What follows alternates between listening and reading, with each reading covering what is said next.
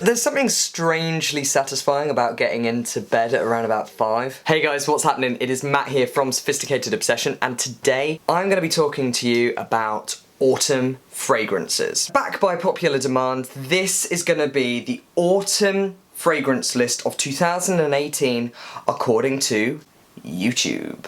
So as I did with my summer fragrances, this is just a little disclaimer. This is not my personal views, and some of these fragrances I've never even heard of. So I have not included my own personal thoughts into this fragrance list. The following YouTubers, I have used these lists. So I'm so sorry if I have missed out your favourite YouTuber, or if a YouTuber has only just put out their list and I've already done the video. Sorry, hopefully I can include you next year if you guys still want me to do it. There is an absolute ton of fragrances that are on this list. So anyway, let's just get on with it. The list, how I've scored it, if a YouTuber has given it a first place, it gets 10 points. And then that goes right down to the bottom where if a YouTuber mentions it at their 10th spot, it gets 1 point. Then what I've done is I've added up all of those scores, and then this is what the scores are. This is also a fragrance list for 2018. So any videos that came out last year for fall, autumn, I have not included them. If I had mentioned every single fragrance, that would have got to a whopping 214 fragrances. Woo!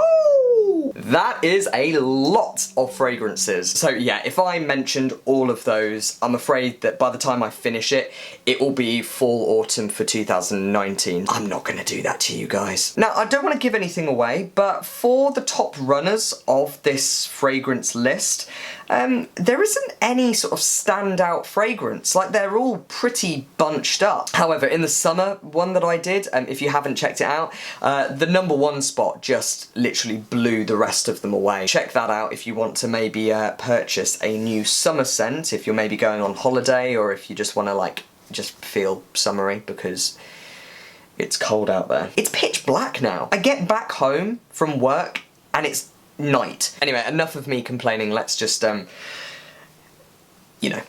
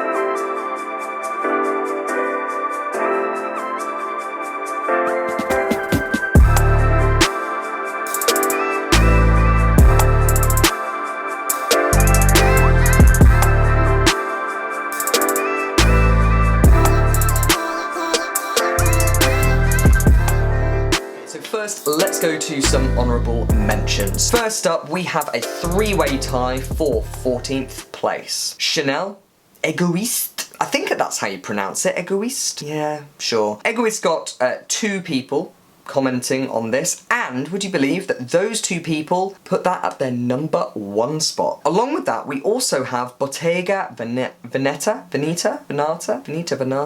Potato. Oh god, this is going so well. That one is Pour en Parfum, and that also got 2 people commenting at, and both people put that at their #1 spot. So both of those fragrances get 20 points. We next have Creed's Royal Oud. One person put that at their 2nd favourite fragrance, but then the other votes were fairly low down. Out of those fragrances there, the only one that I know is Royal Oud. Very different from the other Creeds. The oud in that fragrance isn't offensive. Like, there are some ouds which you smell and you're like, that could literally strip the hair off a badger. Oud, for the most part, is potent, and I personally can't really wear it that much. However, with Royal Oud, It's more of a peppery sort of oud. It's maybe a little bit tamer, certainly for people that maybe are wanting to venture into something a little bit more heavy duty. Okay, next up we have a two-way tie for 13th place. First of all, we go to Tom Ford Effing Fabulous. Now, I've already done a review on this fragrance where I had a bit of love-hate. I have now grown to love it. It's just a wonderful tonka-based fragrance. One person said that that was their favourite fragrance, and then the rest of the votes were further down the list. However, I do find that the projection does seem to be lacking somewhat. I get a good solid couple of hours out of this performance-wise, and then it starts to just die down. And tying with Tom Ford, we have Thierry Mugler, and this is Pure Havane. Pure Havane got 2 people saying that that was their second best fragrance. Then it also got 2 other votes, so 4 votes in total. Both of those scored 22 points. I've only tried a couple of these, and I have not tried this one. This next one is Nasomato Barunda. To be honest, I could have sworn more people voted on this, because when I was doing the research, this fragrance stuck in my mind. 2 people said that this was their 3rd favourite fragrance. It also got 1 other vote. So it had 3 votes in total with 23 points. So at number 11, this next one got a lot of votes, but they weren't really high placed. Serge Lutens, and this is probably one of the most famous ones from this house. This is Shergi. One person said that this was their 3rd best autumn fragrance, but then other than that, the only points that it then got were further down the list. So 5 YouTubers said that they really liked this for autumn. Okay, now we come to our top 10. So at 10th spot with 25 points. This is Mason Francis Kirkjan, and this is Baccarat Rouge 540. This one is very, very pleasant. I do feel, though, it's maybe on the slightly effeminate side. For some reason, when I've tried this, I've just got such heavy floral notes. Maybe it's just my rubbish skin. So one person said that this was their 2nd best fragrance, and 2 people said that this was their 3rd best fragrance, and it got 3 votes overall. Number 9. This one just seems to be cropping up in every single season. No wonder that this is probably one of the most bought fragrances ever.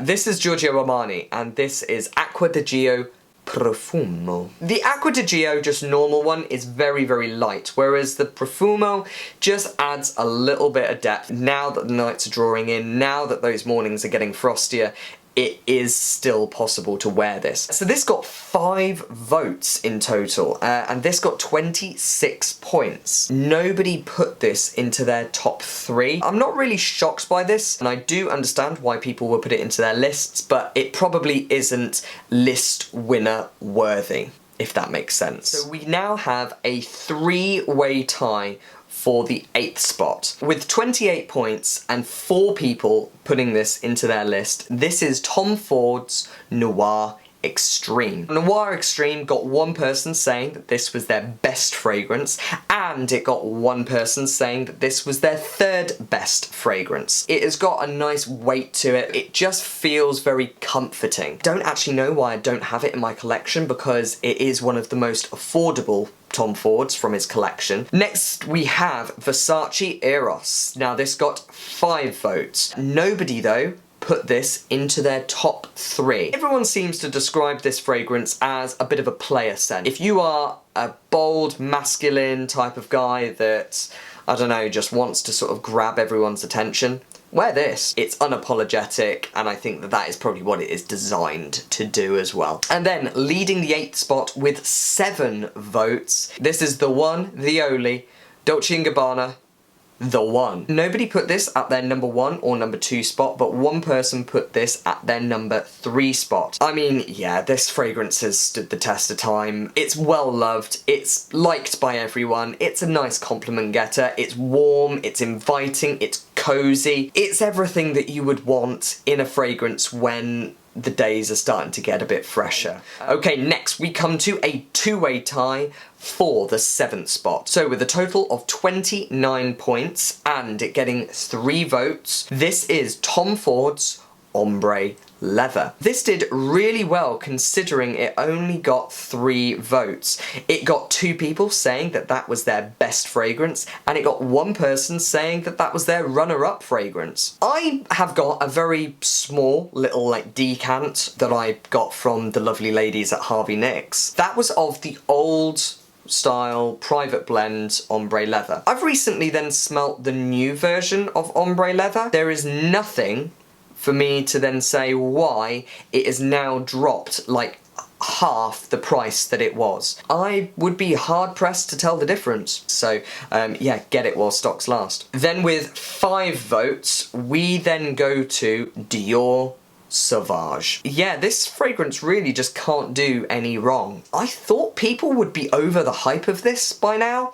but it's still popular. Like when my mates are wearing this fragrance, even I'm a bit like, wow, you smell amazing. I am notoriously interested in niche fragrances and fragrances that are very unusual, and Dior Sauvage is very generic, but it just works. So at number 6 with 30 points, this got 4 people mentioning it in their lists. Dior Homme Intense. I'm a fan of the Dior Homme line, but I do like the Intense version of this. I just find that the Intense version has a little bit more gravitas, cojones, and it just seems to last a little bit longer on my skin. It got 1 person saying that this was their second favourite fragrance, and then it got 1 person saying that this was their 3rd best fragrance. Okay, we now come to our top 5. So with 32 points and 5 votes, this is Valentino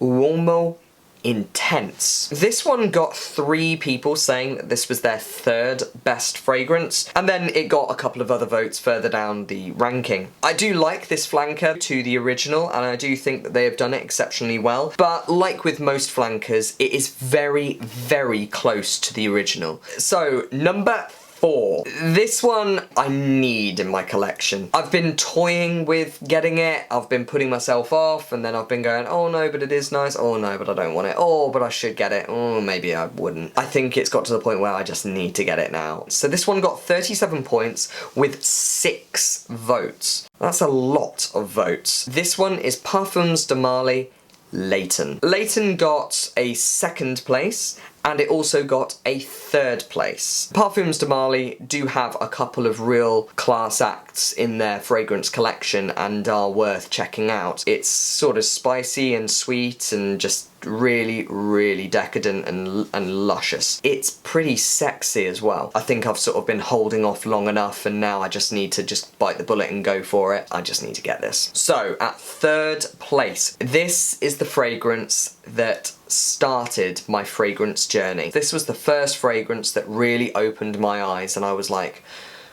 wow. This is a masterpiece. So with 38 points and 5 votes, this is Tom Ford's Oud Wood. Now, like with Royal Oud, which I mentioned previously in this list, this oud is not offensive, and it's almost like a designer type of oud. It's more of just a gentle nudge in the world of oud. You can dress this up, you can dress this down. It's a fantastic all-round scent in my opinion, and it is perfect for fall. This got 1 person saying that this was their 2nd best fragrance, and it got 2 people saying this was their 3rd best fragrance. Number 2, runner-up. With 43 points and 7 votes, this got a lot of people talking about this. This is Thierry Mugler's Pure Malt. So it got 1 person saying that this was their top autumn fragrance, and it got 2 people saying that this was their 2nd best autumn fragrance. It was almost like an ambery type honeyfied scent. I'm so glad that Thierry Mugler has brought this back into production for now. I was pretty shocked when I found out that he had then stopped it for a while, so I'm glad that it's back. Okay, and finally we come to number 1 spot. With 50 points and 7 votes, this is Carolina Herrera CH Men Privé. This one is just immensely popular. I did think it was slightly on the generic side, however, I didn't actually try it on my skin. It does have a bit of like a boozy quality to it, which I do really like. Also, because it is a designer, you're probably going to pick it up at a pretty decent price as well. So there we go, guys. That concludes the autumn list for 2018. If you would like me to do the same for winter fragrances, then just comment down below. Please check us out on Facebook, Instagram and Twitter to see what we are getting up to on a day-to-day basis. If you have not done so already, it would mean such a lot to hit that big subscribe button. Thank you ever so much, guys, for stopping by, and I'll be with you shortly for some more content. See you later, guys. Bye-bye.